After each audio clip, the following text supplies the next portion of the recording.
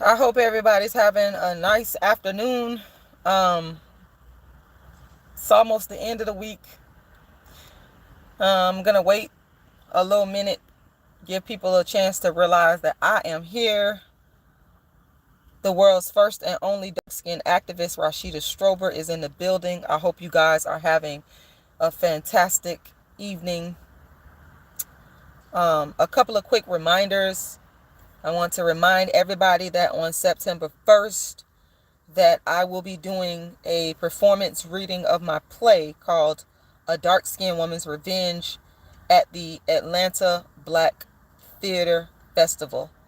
Now, the festival it's the Atlanta Black Theater Festival, but for whatever reason, they are going to be hosting at the Tubman Museum in Macon, Georgia. So where I'm going to actually be is at the Tubman Museum in Macon, Georgia. And that's on September 1st at 4 p.m. Okay. Hey, Ryan's Creek Media. Shout out to you. Thank you for joining me. Thank you for being the first one in the chat. And I want to encourage everybody, y'all listen to me carefully, to please make a donation to support this show. I cannot stress that enough. Folks, I am a self-producing independent artist, which means I have to produce my shows with my own money. And it's very, very difficult. This is why I'm always fundraising. I'm always putting in work, but it's hard to produce these plays when there's little to no money. So I need more financial support. So I'm asking you guys to please make a donation. You can donate to my Cash App, or you can donate to my GoFundMe. And I'm asking everybody, because I'm getting down to the wire. September 1st is next week. Your donations help with the expenses that I incur with putting on this performance. So please make a donation. I'm in Florida. I have to travel all the way to Georgia. That costs money, y'all. You can go to my Cash App, which is $Rashida Lala. Once again, that's $. Hey, Prairie Justice. It's $Rashida Lala. So that's $RASHIDALALA. Once again, $RASHIDALALA.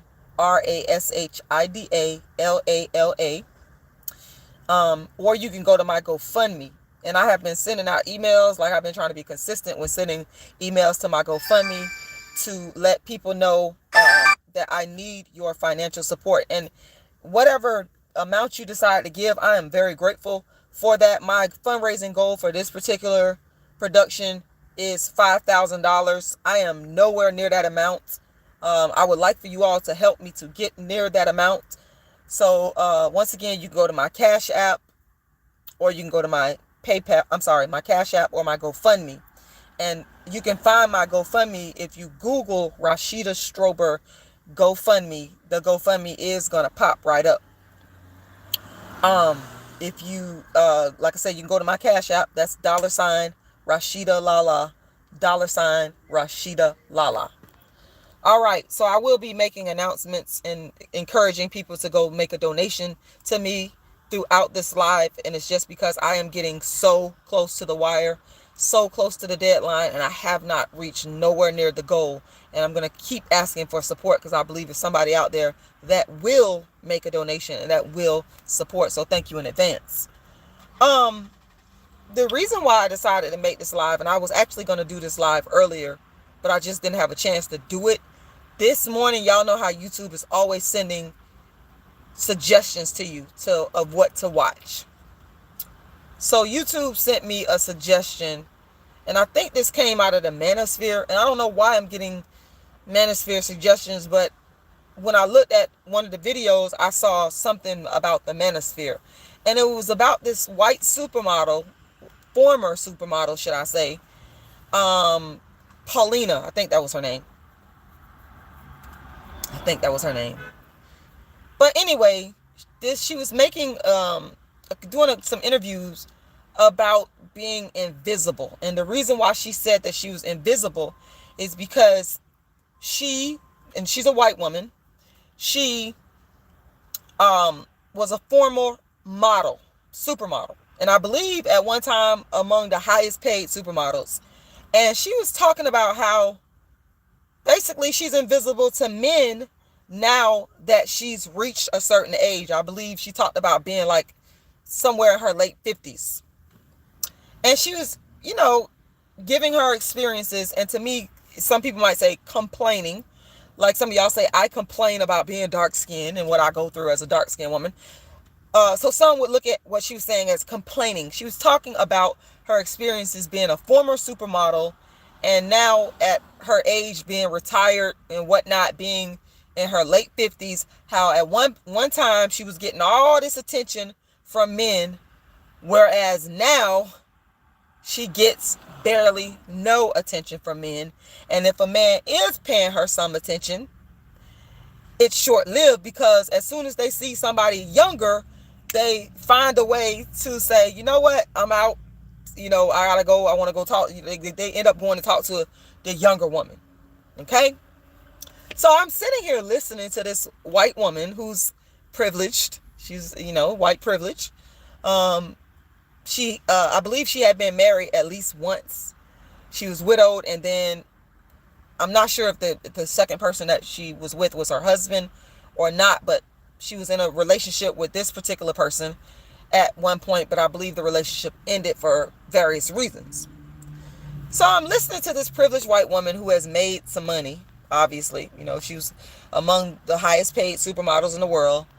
And now that she's no longer in that position of the privilege of being a supermodel and seen as beautiful and seen as hot and seen as attractive and whatever other words you want to give to her to describe a woman that's seen as very desirable by men, now that she feels that she's not in that position, she feels invisible.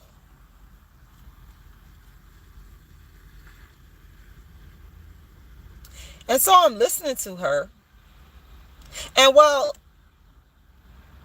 I could, in some ways empathize, in some ways, and very limited, I'm saying to myself, this woman is saying that she's invisible, but this is what I've been going through since I was born. I've been invisible as a dark-skinned black woman since the day I was born. Okay? Invisible. And, this woman had her peak of being seen as beautiful and highly desirable. She had that. At least she could say that men found me highly attractive, and I was able to capitalize off of my looks because I am what is deemed to be the standard of beauty in the world, not just America, but in the world. And I was able to make a beautiful living off of it.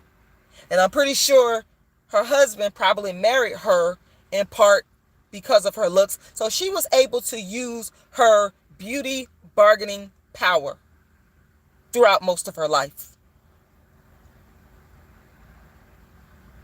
And so for her to sit here and listen to this woman complain or speak on her experiences in terms of, well, I'm not getting this attention anymore, it's almost, while I understand what she's saying, it's almost like a slap in the face to me as a dark-skinned black woman, because I have never experienced any type of privilege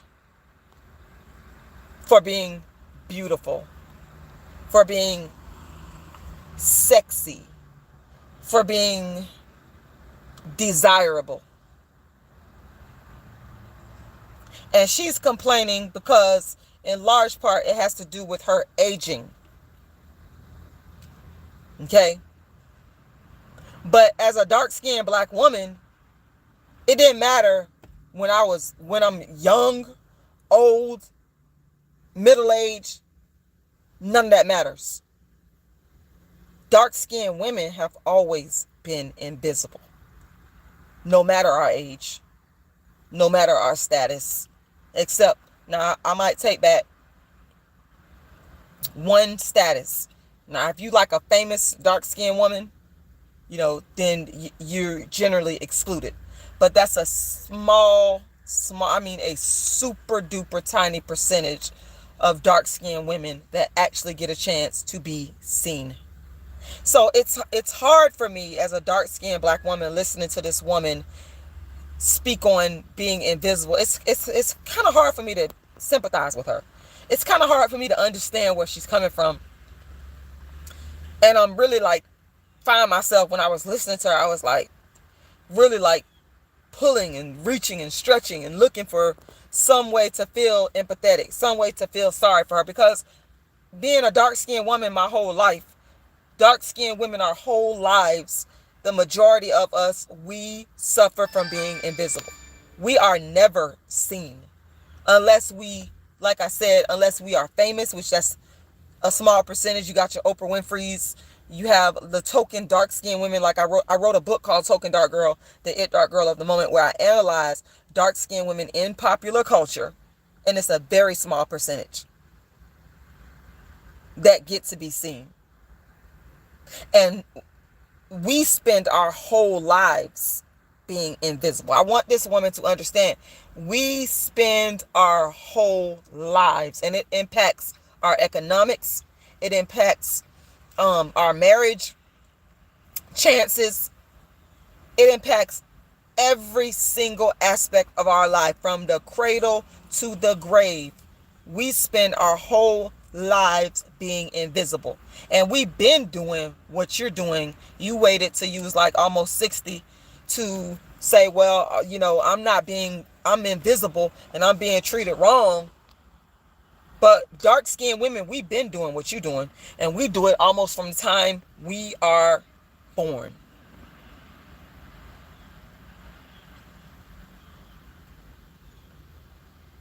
So it was quite something to just sit there and reflect on and think about as this woman was speaking, because her main gripe was no longer being able to capitalize off of being pretty.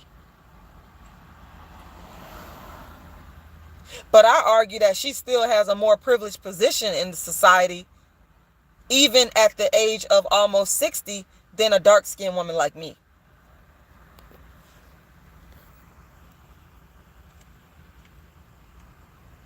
Because dark-skinned women, we never get to share in that type of privilege that she was at least able to enjoy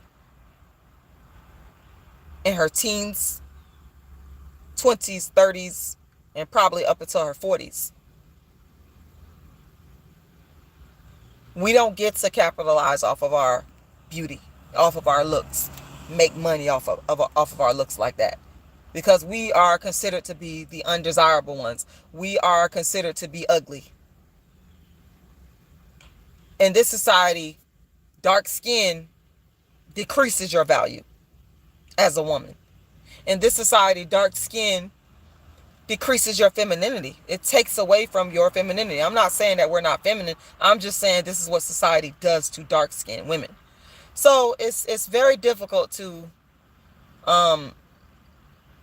necessarily empathize. Can I relate? Absolutely. Can I empathize? I'm really struggling to do so.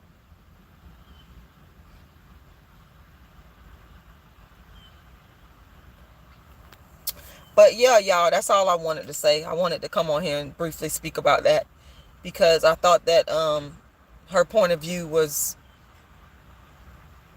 an interesting one relative to my experience as a dark-skinned woman always being invisible. Once again, I want to encourage everybody to please go and make a donation to my Cash App or to my GoFundMe. I am getting down to the wire. I need more financial support. I'm not getting, even with doing stuff like raising money for a play. I'm dark-skinned and it's so damn difficult for me to raise just a little bit of money. Whereas if I was a white woman, the donations would flood in. Even these things like this, being dark-skinned impacts every aspect of a dark-skinned woman's life. So anyway, you can donate in two ways. You can go to my Cash App, which is $Rashida Once again, $Rashidalala, and that's $RASHIDALALA.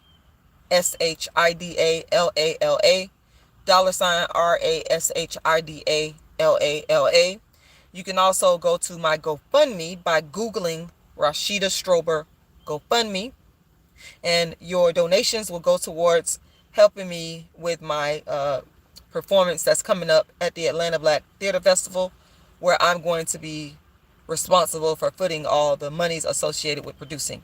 So please go make a donation, and I want to thank y'all for watching. Like, share, subscribe, and donate.